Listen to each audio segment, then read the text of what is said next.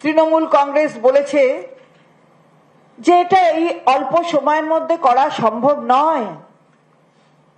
এই প্রক্রিয়াটা এত দ্রুততার সাথে করলে সেটা মানুষের পক্ষে অন্য একটা মানসিকতা তৈরি করে, যেখানে মানুষ আতঙ্কিত হয়, ভীত হয় এবং প্রক্রিয়াটার সাফল্য হয় না। আমরা খুব পরিষ্কার করে দিয়ে বলতে চাই তৃণমূল কংগ্রেসের পক্ষ থেকে যে আমরা কিন্তু এই সারের প্রক্রিয়ার বিরুদ্ধে নই, কিন্তু যেভাবে করা হচ্ছে সেই প্রক্রিয়ার বিরুদ্ধে। খুব তাড়াতাড়ি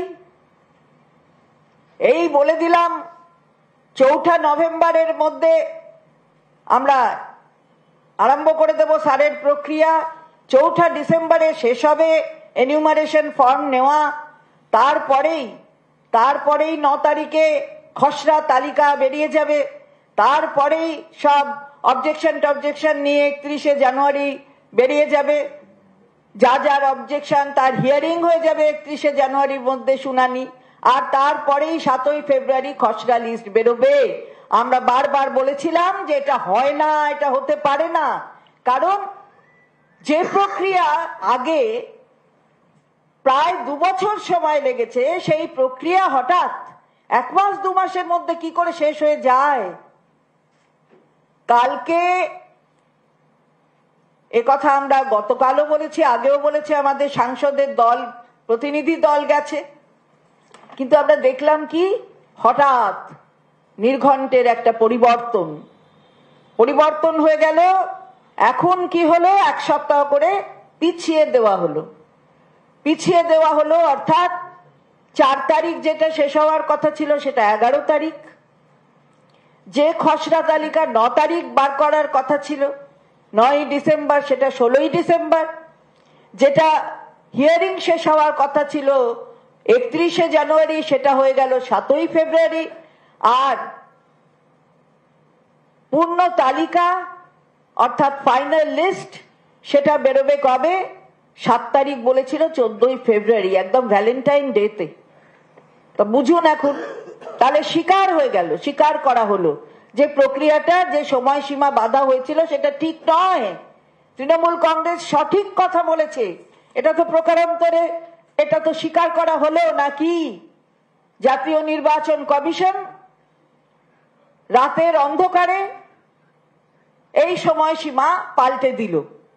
এটা কি হলো তাহলে? এত 40 জনের ওপর যে মারা গেল তার দায়টা কে নেবে? রক্তের দায়, হাতে রক্ত কার লেগে? স্বীকার তো করে নেওয়া হলো সময়সীমা বাড়িয়ে যে দায়টা তাদেরই ছিল। তাহলে এর উত্তরটা কে দেবে যে এতজন মানুষকে যে আমরা হারালাম? তাহলে সেই কথাটা কে এর জবাব দেবে মানুষের কাছে? প্রান্তিক মানুষ তারা এই আতঙ্কের শিকার হয়েছে।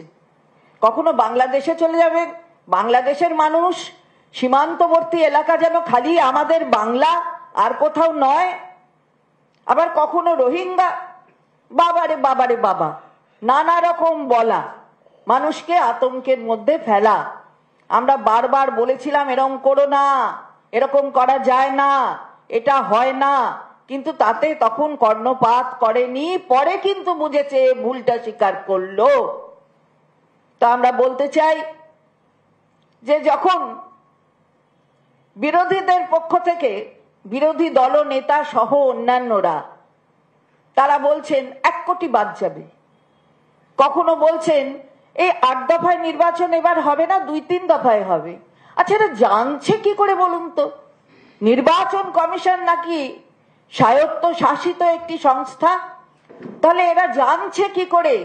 তাহলে কি এরা ইলেকশন কমিশন অফ ইন্ডিয়া নয়, জাতীয় নির্বাচন কমিশন নয়, এরা আসলে ভারতীয় জনতা পার্টির নির্বাচন কমিশন? তাদের সাথে কথাবার্তা বলেই এগুলো হয় নাকি? আমরা প্রশ্ন করতে চাই যে দায় কে নেবে? মৃত্যুর দায় কে নেবে? বিশৃঙ্খলার দায় কে নেবে? আর তৃণমূল কংগ্রেস যে সবসময় সঠিক কথাটা বলে এটা আর একবার প্রমাণিত হলো। এটা তো বলবেন কি করতে চেয়েছিলেন আসলে? চুপচাপ ঢাকবেন পাপ। আরে মানুষের কাছে চাইতে হবে মাপ, হাত জোর করে। এটা মনে রাখুন, তৃণমূল কংগ্রেস যেটা বলে সেটা সঠিক কথা বলে। আমাদের মাননীয় সাংসদ অভিষেক বন্দ্যোপাধ্যায় বারে বারে বলেছিলেন এই কথা, এত তাড়াতাড়ি করবেন না। যদি সব ভুল হয়ে থাকে আগে, তাহলে আগের নির্বাচনগুলোও ভুল হয়ে গেছে, 24 সালেও নির্বাচন তাহলে ভুল। আপনি সময় নিয়ে করুন। 24 সালের নির্বাচনটা ঠিক হলো, আপনি রইলেন কেন্দ্রের সরকারে, কিন্তু বাকি 25 সালে এসেই আপনার মনে হলো যে তড়িঘড়ি করে দিতে হবে। প্রশ্নও তুলেছিলেন, 5টি অত্যন্ত গুরুত্বপূর্ণ প্রশ্ন, এবং আমার সঙ্গে মাননীয় সাংসদ পার্থ ভৌমিক আছেন, তিনিও তার কথা বলবেন দলের পক্ষ থেকে। এই যে 5টি গুরুত্বপূর্ণ প্রশ্ন মাননীয় সাংসদের পক্ষ থেকে তোলা হয়েছিল, অভিষেক বন্দ্যোপাধ্যায় তুলেছিলেন এই 5টি প্রশ্ন। সেই 5টি প্রশ্ন সব রাজ্য স্পেশাল ইন্টেন্সিভ রিভিশন হচ্ছে, হঠাৎ স্পেশাল রিভিশন হচ্ছে কোথায়? না অসমে। অসম কি সীমান্তবর্তী রাজ্য নয়? আমরা প্রশ্ন করতে চাই, উত্তর পূর্বে আরো রাজ্যগুলো কি সীমান্তবর্তী রাজ্য নয়? খালি বাংলায় কি সীমান্তবর্তী রাজ্য? এই প্রশ্ন তুলেছিলেন অভিষেক বন্দ্যোপাধ্যায় মাননীয় সাংসদ। আমি আগেও বলেছি, এই প্রশ্নটাই তুলেছিলেন অভিষেক বন্দ্যোপাধ্যায়, যে ত্রুটিপূর্ণ যদি আগের তালিকা হয় তাহলে স্টেপ ডাউন করুন, সরকার থেকে বেরিয়ে আসুন, ত্রুটি মুক্ত নির্বাচন কমিশনের একটা লিস্ট হোক, ভোটার লিস্ট, সেইটাতে আবার লড়াই করে আসুন। তার উত্তর নেই। এই যে এত মৃত্যু হয়েছে অপরিকল্পিতভাবে, পরিকাঠামোহীন একটা ক্ষেত্র তৈরি করে, তার উত্তর দেবে কে, দায় নেবে কে, সে কথাও তিনি তুলেছিলেন। উদ্বেগ প্রকাশ করেছিলেন যে বিজেপির তুচ্ছ অভিযোগগুলো প্রাধান্য পাচ্ছে, কিন্তু তৃণমূল কংগ্রেস যখন সঠিক অভিযোগ করছে সেটা প্রাধান্য পাচ্ছে না। কিন্তু আজকে প্রকারান্তরে তৃণমূল কংগ্রেসের কথাটাকেই স্বীকার করতে হয়েছে। আর তিনি দাবি করেছিলেন যে ওই 1 কোটি ভোটার বাদ যাবে, ইলেকশন অত দফায় হবে না, এত দফায় হবে। বাবা, কার সাথে ভাব? আমরা প্রশ্ন করতে চাই, কার সাথে ভাব? কোনো উত্তর নেই। মুখ্য নির্বাচন কমিশনার তিনি কিন্তু এখনো অব্দি একটা কথারও উত্তর দেননি। ওই চুপচাপ ঢাকতে হবে পাপ। আমরা আবারও বলছি, চাইতে হবে মাপ। এটা মনে রাখবেন, জনতার কাছে, জনতার ওপরে কেউ নেই। আমি মাননীয় সাংসদ আমাদের পার্থ ভৌমিক, তাকে তার কথা বলার জন্য অনুরোধ করব। ধন্যবাদ মাননীয় মন্ত্রী চন্দ্রিমা ভট্টাচার্য মহাশয়কে। তিনি তার কথা দলের পক্ষ থেকে, তৃণমূল কংগ্রেসের পক্ষ থেকে বিস্তারিতভাবে বলেছেন। এর সঙ্গে অতিরিক্ত দুটো কথা আপনাদের স্মরণ করিয়ে দিতে চাই। যে কোনো কাজ করতে গেলে তার একটা পরিকল্পনা দরকার। একটা মানুষ যখন তার বাড়ি তৈরি করে, তারও একটা প্ল্যান থাকে।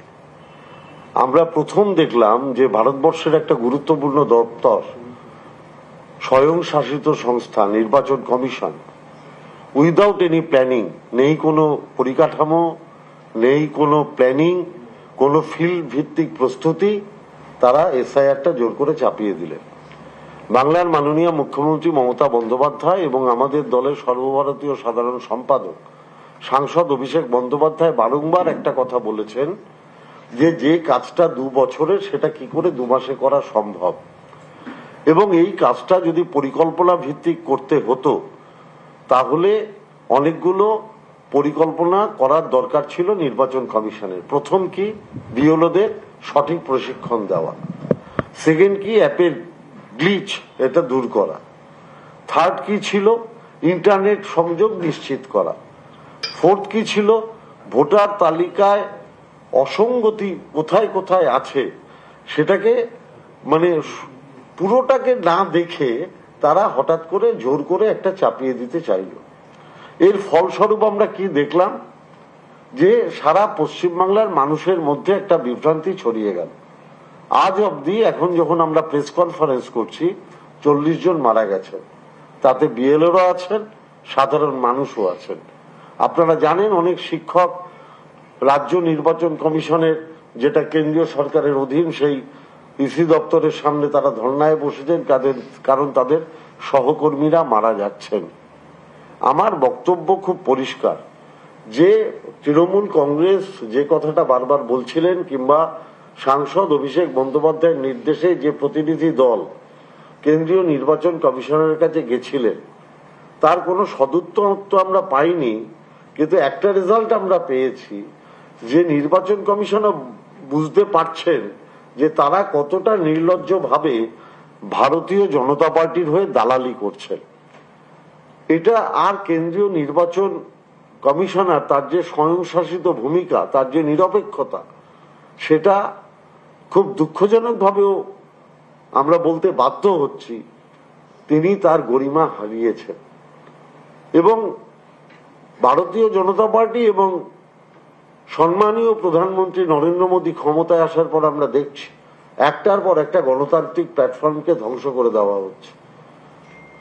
সিবিআই, ইডি, ইনকাম ট্যাক্স, এদের নিজেদের রাজনৈতিক স্বার্থে ব্যবহার করা, কোর্টকে মাঝে মাঝে শুধু নয় ভীষণভাবে প্রভাবিত করে বিরোধী দলের উপরে আঘাত হানার অপচেষ্টা, সংবাদ মাধ্যমকে হয় ভয় দেখিয়ে নইলে অন্য কোনো রকম ভাবে জোর করে নিজেদের পক্ষে বলানোর চেষ্টা করাটা, এবং সর্বশেষ ভারতীয় নির্বাচন কমিশন তাদেরও নিরপেক্ষতাকে তুলে দিয়ে নিজেদের দলের স্বার্থে কাজে লাগান।